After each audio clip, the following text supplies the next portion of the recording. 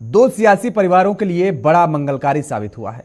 एक तरफ केंद्रीय मंत्री और लोजपा नेता पशुपति पारस ने एनडीए में कोई सीट न मिलने और लोजपा चिराग पासवान गुट को तवज्जो मिलने को अपने साथ अन्याय बताते हुए इस्तीफा दे दिया है, और दूसरी तरफ झारखंड में सोरेन परिवार में भी कलह चरम पर पहुंच गई है। पूर्व मुख्यमंत्री हेमंत सोरेन की भाभी सीता सोरेन ने झारखंड मुक्ति मोर्चा के सभी पदों से इस्तीफा दे दिया और भारतीय जनता पार्टी का दामन थाम लिया। ये पारिवारिक कलह केवल इन दो परिवारों तक ही सीमित नहीं है। दरअसल पारिवारिक कलह का शिकार महाराष्ट्र ठाकरे और पवार परिवार भी हुआ है, और ऐसी ही कुछ बंगाल की बनर्जी परिवार से भी खबर सामने आई है। सवाल यह उठता है कि लोकसभा चुनावों के समय इन परिवारों में उभरते कलह से किसका फायदा होने वाला है, और एक सवाल यह भी है कि क्या इन परिवारों में कलह किसी रणनीति का हिस्सा भी है क्या। तो हम आज अपनी इस खास चर्चा में समझेंगे, लेकिन उससे पहले ग्राफिक्स के जरिए आपको बताते हैं कि बिहार में कैसे समय का पहिया घूमा और किस तरीके से। तो आपको बता दें कि अक्टूबर 2020 में रामविलास पासवान का निधन हुआ था, और निधन मोदी कैबिनेट में खाद्य प्रसंस्करण मंत्री रहते हुए रामविलास पासवान का हुआ था।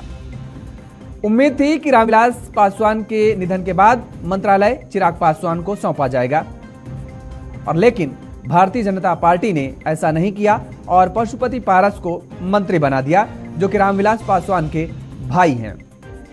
चिराग पासवान ने इसे लेकर नाराजगी भी उस दौरान जताई थी, लेकिन भारतीय जनता पार्टी के नेताओं में कोई असर नहीं पड़ा। एलजेपी के कुल 6 सांसद थे। 5 सांसदों के साथ पशुपति पारस ने पार्टी तोड़ दी और अपने आप को अलग कर दिया। रामविलास पासवान का असली वारिस खुद को बताने लगे। पार्टी टूटने पर चिराग पासवान अलग थलग पड़ गए थे उस दौरान, और लेकिन समय का पहिया घूमा और अब पशुपति पारस ही अपने आप को अलग थलग महसूस करते नजर आ रहे हैं। पशुपति पारस ने मंत्री पद से आज इस्तीफा दे दिया, और इसके साथ ही उन्होंने कहा कि दरअसल उन्होंने एनडीए की सेवा की है, लेकिन उनके साथ नाइंसाफी हुई है, उनकी पार्टी के साथ नाइंसाफी हुई है। लेकिन बात यहीं थमती नहीं है।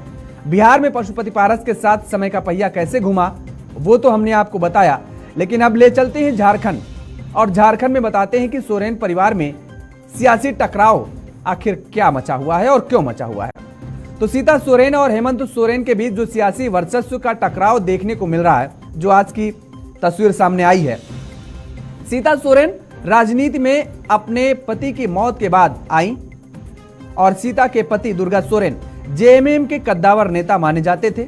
उस दौरान आपको यह भी बता दें कि शिबू सोरेन बड़े बेटे दुर्गा सोरेन को उत्तराधिकारी के रूप में स्थापित करने में लगे हुए थे, लेकिन 39 वर्ष की उम्र में 21 मई 2009 को दुर्गा सोरेन का निधन हो जाता है, और जिसके बाद शिबू सोरेन ने अपने मंझले बेटे हेमंत सोरेन को राजनीति में आगे ले आए। हेमंत सोरेन ने खुद को शिबू सोरेन का वारिस के तौर पर भी पिछले विधानसभा चुनाव में साबित किया, और सीता सोरेन तीसरी बार विधायक बनकर दुर्गा सोरेन की सियासत को आगे बढ़ाने का लगातार काम कर रही हैं। सीता सोरेन लगातार मुखर रही हैं। कई बार उन्होंने अपनी ही सरकार के खिलाफ आवाज उठाई, और इतना ही नहीं, सड़क से लेकर सदन तक सीता सोरेन ने आवाज उठाई। लेकिन आज आपको बता दें कि सीता सोरेन ने जेएमएम से अपने आप को अलग कर लिया, और पूरी तरीके से अलग करने के बाद उन्होंने भारतीय जनता पार्टी का दामन थाम लिया। ये तस्वीरें भी आपके सामने हैं, जब लक्ष्मीकांत वाजपेयी वहां पर सीता सोरेन को सदस्यता दिलाते हुए नजर आ रहे हैं।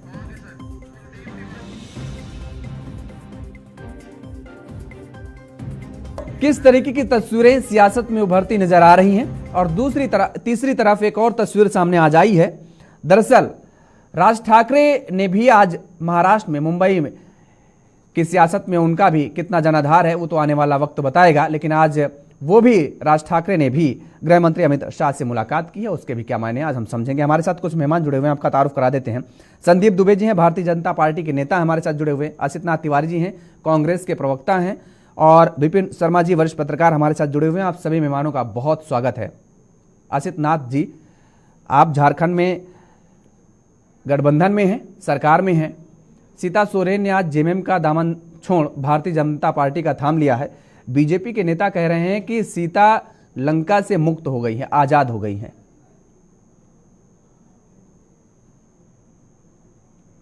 या पशुपति कुमार पारस का जो जिक्र आपने कर ही दिया, सीता सोरेन वही पशुपति कुमार पारस साबित होंगी। जब मोदी जी को सांसदों की जरूरत थी तो मोदी जी ने पशुपति कुमार पारस को चुना।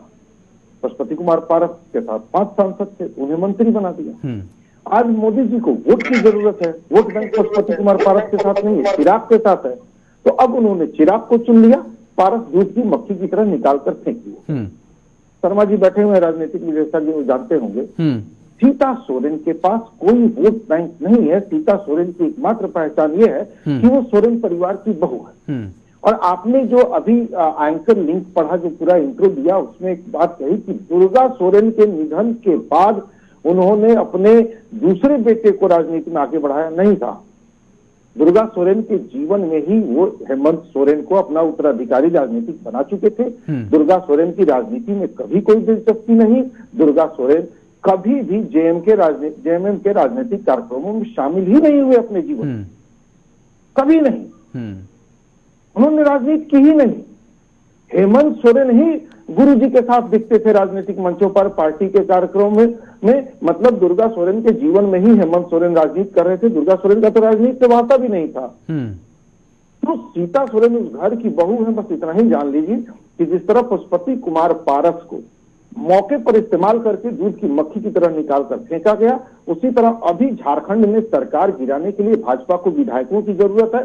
सीता सोरेन इस्तेमाल होंगी और ये भी इनका भी हश्र पशुपति कुमार पारस जैसा होगा, क्योंकि इनका जनाधार नहीं है। एमएम का जो वोट बैंक है वो हेमंत सोरेन भी। लेकिन असित जी, क्या ये तस्वीर नजर नहीं आ रही है कि जिस तरीके से उत्तर प्रदेश में अपर्णा यादव एक यादव परिवार से ताल्लुक रखती हैं और उन्होंने अपने परिवार की पार्टी को छोड़ करके भारतीय जनता पार्टी के साथ उन्होंने गई और अब बीजेपी की वो सक्रिय नेता हैं, लेकिन यहां पर भी वही तस्वीर नजर आ रही है, झारखंड में भी। इसके साथ ही एक सवाल ये भी उठता है कि अगर वो बहू है, ठीक है, अच्छी बात है, आपने कहा कि उनका कोई जनाधार नहीं है, वोट बैंक नहीं है। हेमंत सोरेन जब मुख्यमंत्री पद से इस्तीफा देते हैं और 4 मार्च को मुझे लगता है कि उनकी पत्नी भी सक्रिय राजनीति में आती हैं, वो जनसभा को संबोधित भी करती हैं और ठीक 15 दिन बाद आज उन्हीं की जो जेठानी है वो अपनी ही पार्टी का से इस्तीफा देकर अपने ही घर से बगावत करके बीजेपी के द्वार पर जाती हैं और ये कहती हैं कि दरअसल परिवार तक में आरोप लगा देती हैं कि उनका कोई सम्मान नहीं किया गया, परिवार में वो उपेक्षित रही हैं। देखिए, पारिवारिक मामला इसमें मैं क्यों बोलने जाऊं कि परिवार में उनका सम्मान है कि नहीं है, और जेठानी देवरानी के बीच कैसा संबंध है, देवर सम्मान करते हैं कि नहीं करते हैं, हम आपको जानते नहीं हैं और हमें आपको बोलना भी नहीं चाहिए जानते हुए भी। नहीं, हम आपसे केवल ये कमेंट लेना चाह रहे हैं आसित जी कि क्या यहाँ पर इतना अधिकार नहीं बनता था सीता सोरेन जी को कि राजनीति में उनको आगे बढ़ाया जाए या मौका दिया जाए? यहाँ पर योगेश जी, पशुपति कुमार पारस जी भी तो यही कह के ना परिवार पार्टी दोनों से टूटे, हमको वहां सम्मान नहीं दिया जाता है।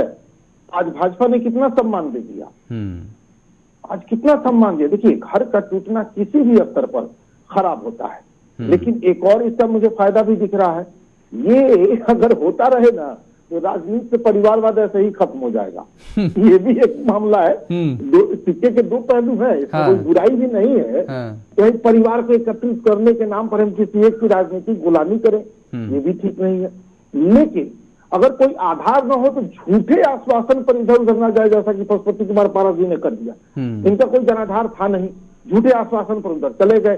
अब जब भाजपा ने देखा जनाधार का मसला वो तो चिराग के साथ है, इनको कर दिया बाहर जाओ जहां जाना है, हम चिराग को साथ ले रहे हैं। तो ये सीता सोरेन जी को देख लेना चाहिए। और जहां तक मेरा अनुभव है, देखिए मैं भी झारखंड में रहा हूँ, रांची में रहा हूँ, और मेरा व्यक्तिगत अनुभव ये है कि जो उस पार्टी का वोट है ना, वो गुरु जी के साथ है, वो सीता सोरेन जी के साथ नहीं है। और मुझे लगता है कि सीता सोरेन जी ने एक बड़ा रिस्क ले लिया है। मतलब आपके मुताबिक सीता सोरेन के जाने से झारखंड में कोई असर पड़ने वाला नहीं आने वाले लोकसभा के चुनाव में। संदीप दुबे जी, बड़ा असर इनके जाने से। ठीक है, संदीप दुबे जी, भाई क्या ये चल रहा है? एक तो देखिए, परिवार को आप हर जगह तोड़ रहे हैं, ये आरोप लगातार लग ही रहा है विपक्षी दलों की तरफ से। यूज एंड थ्रो वाली जो स्थिति, आरोप आप पर लगते रहे, वो भी आज पशुपति पारस ने अपने बयान दे करके वो साबित कर दिया है कि भाई उनका सम्मान नहीं किया गया। उन्होंने एनडीए के, मुझे लगता है कि अगर वो कहते कि मैंने जनता की सेवा की है तो और बेहतर होता। वो तो एनडीए की सेवा करने में लगे रहे, इस वजह से आज ये हाल हुआ है क्या? योगेश जी, देखिए, मैं बराबर एक विषय रखता हूँ कि हम सबके अच्छे बुरे कर्म से हमारा राष्ट्र प्रभावित होता है। हम सबको मिलकर अपने समाज और देश के लिए बेहतर करने और बेहतर सोचने की जरूरत। जितने भी राष्ट्रवादी लोग हैं वो किसी भी पार्टी में हैं, उनको अपने अपने दलों में दम घुट रहा है, क्योंकि जो वो चाहे कांग्रेस हो, लेफ्ट हो या और भी छोटे छोटे दल स्टेट में हैं, उनकी स्थिति ये हो गई है कि वो वैचारिक तौर पे उनके पास न नीति है, कोई नीयत है, न राष्ट्र और समाज के लिए कोई सोच है। ये चुनाव राष्ट्रीय परिदृश्य में चुनाव हो रहा है, लोकसभा का चुनाव है, देश प्रधानमंत्री का चुनाव करेगा, देश में मोदी जी की गारंटी चल रही है। जो आपने बिहार के विषय में कहा, हमने कहा कि जो परिवार है, परिवार को एक होके एक साथ रह के रहना चाहिए। अब वो परिवार का मनभेद और मतभेद है, वो परिवार के लोग आपस में सुलझाएं। हम एनडीए को मजबूत कर रहे हैं, एनडीए को सशक्त कर रहे हैं।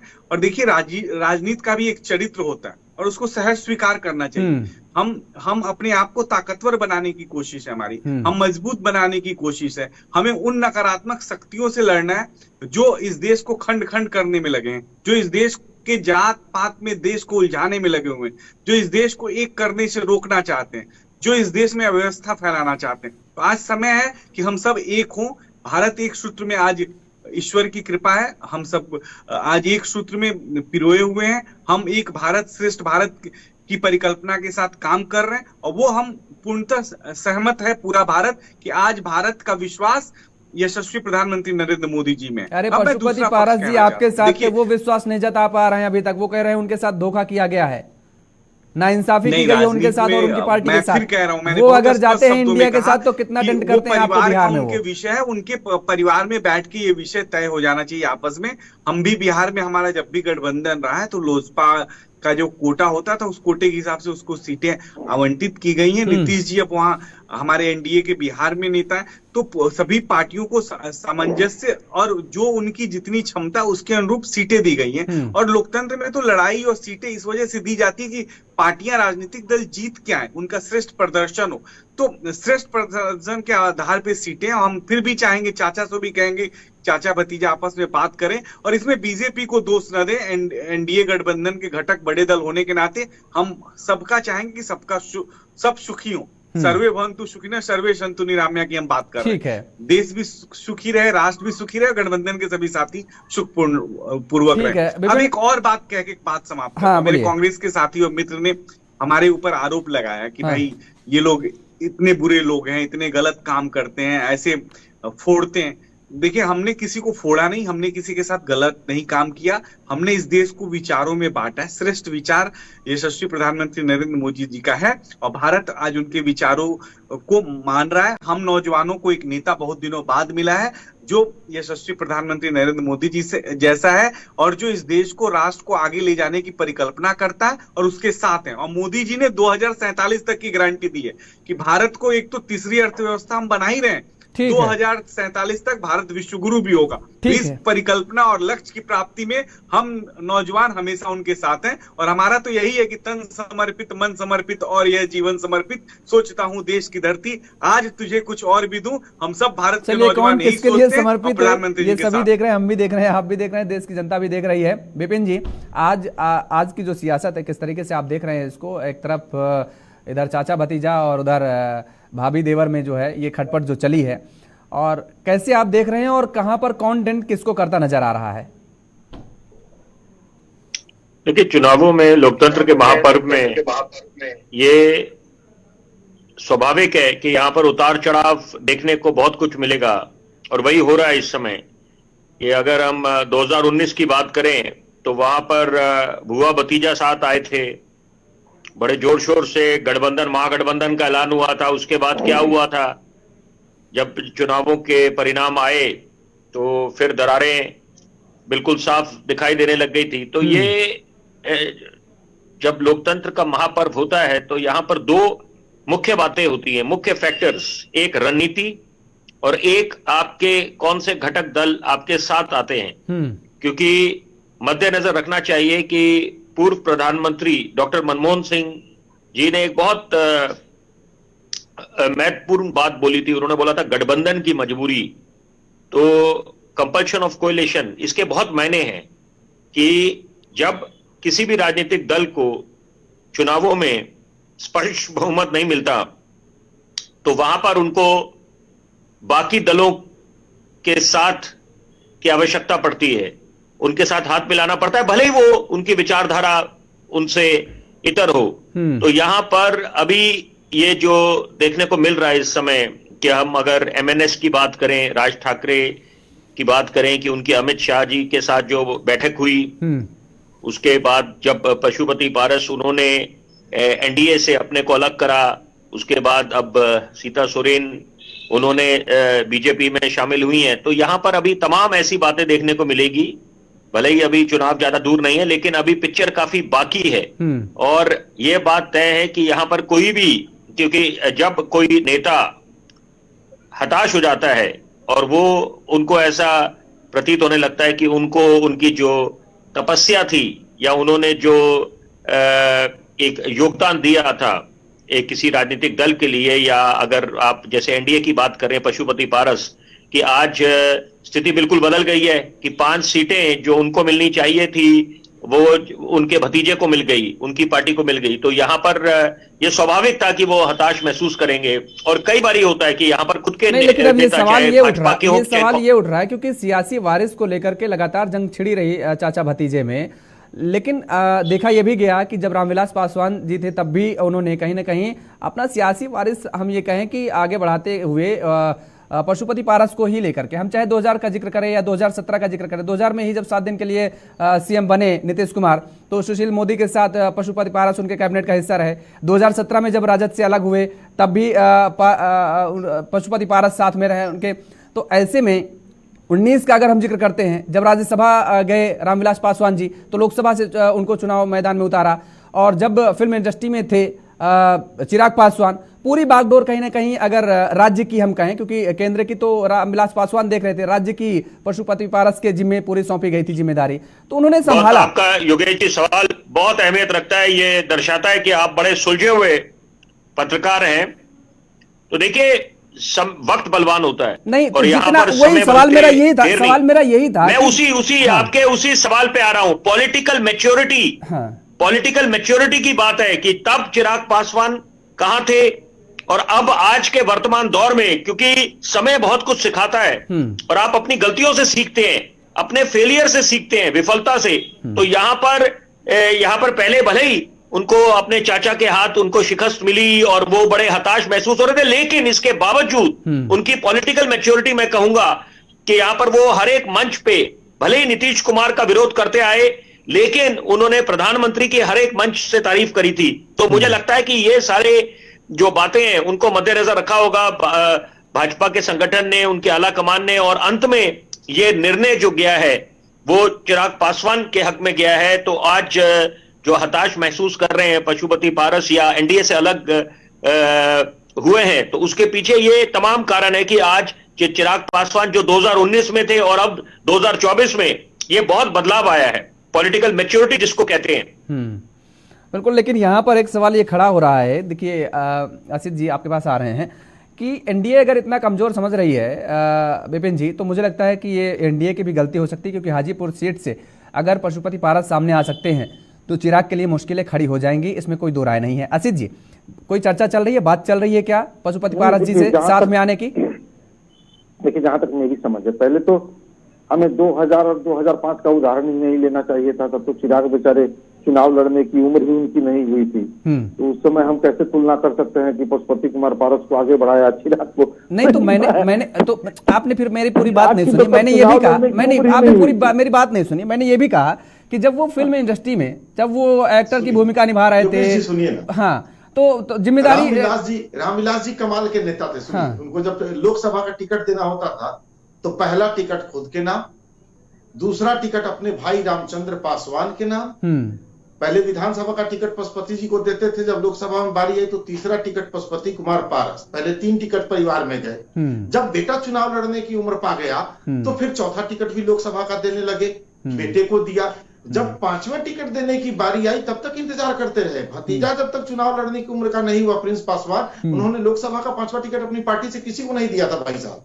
तो परिवार के सदस्य चुनाव लड़ने की उम्र पाते गए और रामविलास पासवान जी उनको टिकट देते गए। उन्होंने अपनी पार्टी से सिर्फ अपने परिवार के लोगों को ही टिकट दिया है। जैसे हमारे यहाँ जीतन राम मांझी जी हैं, खुद के लिए टिकट, समधन के लिए टिकट, बेटा के लिए टिकट और दामाद के एमएलसी के लिए लड़ गए थे, आपको याद ही होगा। तो इन्हें अपने परिवार के अलावा बाहर कोई दलित नहीं दिखा, कभी भी नहीं दिखा। ये दुर्भाग्य है बिहार की दलित राजनीति का। तो खैर उस समय उनकी उम्र नहीं थी। लेकिन हाजीपुर, जहां तक मैं समझ पा रहा हूं, ठीक है, मैं हूं कांग्रेस का, हो सकता है पशुपति पारस जी हमारे गठबंधन में कल को आ जाए, लेकिन जो सच है वो ये है कि हाजीपुर में वोटर रामविलास पासवान जी का है। और रामविलास पासवान जी का जो वोटर है ना, वो चिराग के साथ खड़ा है, पशुपति जी के साथ नहीं खड़ा है। अब ठीक है, हमारा कैंडिडेट क्या डिवीजन करेगा, उसमें कितना वोट ले लेगा, पशुपति पारस जी अगर लड़ जाते हैं तो चिराग जी का कितना वोट काट लेते हैं, ये अलग फैक्टर है। लेकिन एक सच्चाई यह है कि जो रामविलास पासवान जी ने वोट बैंक खड़ा किया था ना, उसका बड़ा हिस्सा अभी भी चिराग के साथ।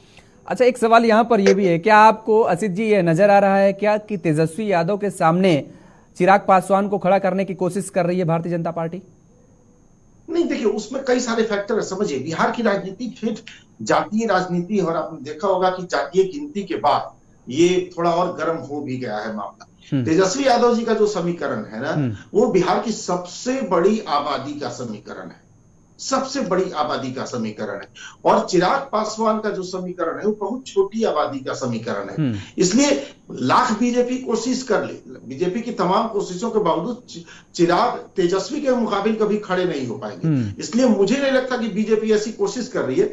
बीजेपी बस वही कोशिश कर रही है कि जो वोट इंटैक्ट है चिराग पासवान के साथ, वो बीजेपी के खाते में आ जाए, वो इधर उधर न जाए। ठीक बात है। संदीप जी, बिहार का जिक्र करें, उत्तर प्रदेश का जिक्र करें, महाराष्ट्र का जिक्र करें, हर जगह परिवार टूट रहा है और वजह केवल एक है, सियासत, कुर्सी की लड़ाई, कि किसको कहां पर बिठाया जाए, कहां पर सेट किया जाए। और ये लगातार आरोप लग रहा है भारतीय जनता पार्टी पर कि छत्रपों को तोड़कर पहले उसको खत्म करने की लगातार भारतीय जनता पार्टी की कोशिश की जा रही है। जब भारतीय जनता पार्टी के लिए जो मुफीद होता है, फायदेमंद होता है, उसको लिया जाता है, उसके बाद उसको छोड़ दिया जाता है। योगेश जी, देखिए, परिवर्तन संसार का नियम है और उसको स्वीकार भी करना पड़ेगा। बहुत समय बाद मुझे कांग्रेस के कोई बहुत सुलझे हुए प्रवक्ता से मुलाकात हुई और बहुत संयमित तरीके से और स्पष्ट तौर से वो अपनी बात रखते हैं। तो कभी विचारधारा कोई भी हो, अच्छी बात कहीं से आए तो उसको स्वीकार करना चाहिए और उसकी सराहना करनी चाहिए। दूसरी बात, आपने जो परिवारवाद की बात कही, देश में तो परिवारवाद से सब दुखी हैं, आम आदमी भी दुखी है, हर आदमी दुखी है। परिवारवाद उतना नुकसानदायक भी है और परिवारवाद राष्ट्र का संरक्षक भी है। दोनों अर्थों में अगर देखा जाए तो ये बहुत लंबा विषय, इस पे चर्चा बाद में करेंगे। लेकिन ये चुनावी मौसम है और मैं विपिन जी की बात को स्पष्ट तौर से और मजबूत कर देना चाहता हूँ कि हर राजनीतिक दल चाहती है कि वो मजबूत हो और बेहतर ढंग से, बेहतर परिकल्पना और बेहतर विचारधारा आज मेरे पास है। तो मैं चाहूंगा कि मेरे विचारधारा से पूरा देश जुड़ जाए, एक सूत्र में देश पिरो जाए। और जो मोदी जी का सपना है, हम सबका भारतीयों का सपना है कि भारत को विश्व गुरु 2047 में बनाना है और तीसरी भारत को अर्थव्यवस्था विश्व की बनानी है, उस सपने के साथ सब लोग जुड़ के और हम अपना दिवा स्वप्न पूरा करें। राष्ट्र एक हो, हम सब भारतीय एक हो, चाहे वो किसी भी दल में हो, किसी भी विचारधारा को मानने वाले हो। जब देश की बात आती है तो सबकी एकता से देश चलता है और ये अच्छी बात है कि हम आलोचना भी सहें और बेहतर काम करें। इसलिए जब आपने राज ठाकरे जी की बात करी या किसी भी राजनीतिक दल, किसी विचारधारा के व्यक्ति की बात करी, तो हम सबको आमंत्रित करते हैं। तो आपको भी आमंत्रित करते हैं योगेश जी, आप भी आइए, भारतीय जनता पार्टी ज्वाइन करिए और देश के लिए काम करिए। अच्छे अच्छे लोग आए। देखिए संदीप जी, अभी मैं जहां हूं और मेरा कोई ऐसा भविष्य में भी विचार नहीं है, मैं आपको बता दूं, मैं जहां हूं वहीं ठीक हूं और ऐसी जनता की सेवा मैं करता हूं, क्योंकि मैं देखता हूं कि जो जनता की सेवा करते हैं ना, वो तो पहले साइकिल से चलते हैं। असित जी बहुत अच्छे से देखे हैं और असित जी तो पत्रकार भी रहे, वरिष्ठ पत्रकार हैं, तो वो तो अब भूमिका में आ गए हैं, ठीक है, राजनीति में, पॉलिटिकल में।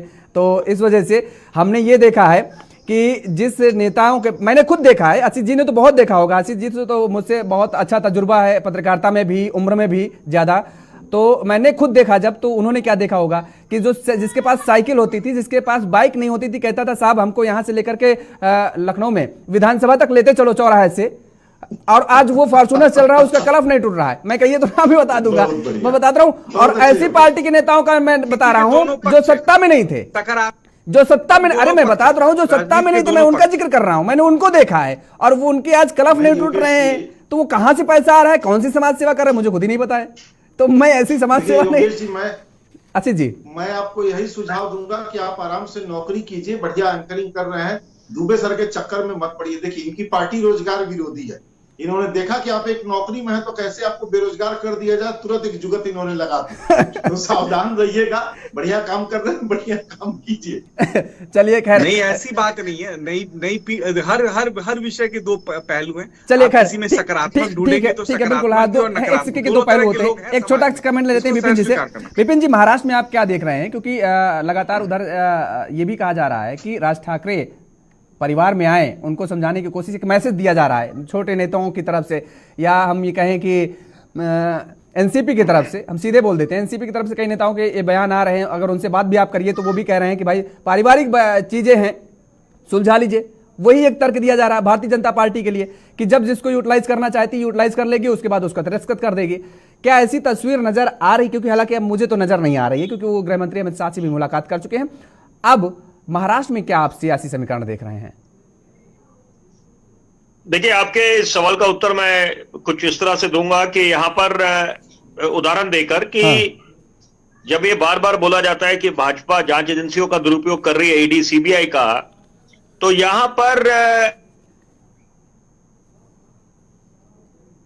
क्या भारत भाजपा के नेताओं को दोषी ठहरा रहे हैं? तो क्या दोषी जो जिनको प्रलोभन दिया जा रहा है या जो प्रलोभन में आ रहे हैं, क्या वो दोषी नहीं है? तो उसी तरह से, उसी लॉजिक से मैं ये बात बोलना चाहूंगा कि कोई भी दूध पीता बच्चा नहीं है यहाँ पर। अगर और राज ठाकरे एक कद्दावर नेता है और यहाँ महाराष्ट्र की राजनीति में क्या उनका योगदान है, कितनी उनकी पकड़ है, ये भी जग जाहिर है, किसी को बताने की आवश्यकता नहीं है। लेकिन मुद्दा ये है कि इस समय बिल्कुल, चलिए, वहां भी सियासी हलचल देखने को मिल रही है और लगातार जो बदलाव देखने को मिलेगा वो आने वाले दिनों में भी दिख जाएगा। राज ठाकरे आज मुलाकात कर चुके हैं गृहमंत्री अमित शाह से, और अब किस तरीके से वहां पर एनडीए और इंडिया खेमे में सीटें के बंटवारों को लेकर के तस्वीर सामने आएगी, वो हम दर्शकों के सामने, जनता के सामने रखेंगे। फिलहाल आप सभी मेहमानों का हमारे साथ जुड़ने के लिए बहुत बहुत शुक्रिया, बहुत धन्यवाद। समय का अभाव, इसलिए चर्चा को यहीं पर विराम दे रहे हैं। और लगातार जिस तरीके से सियासी हल्के में अब सियासी उलटफेर देखने को मिल रही है, आने वाले दिनों में ये क्या गुल खिलाएगी ये वक्त बताएगा। मेरे साथ फिलहाल इतना ही। खबरों के आप देखते रहिए JK24 न्यूज। नमस्कार।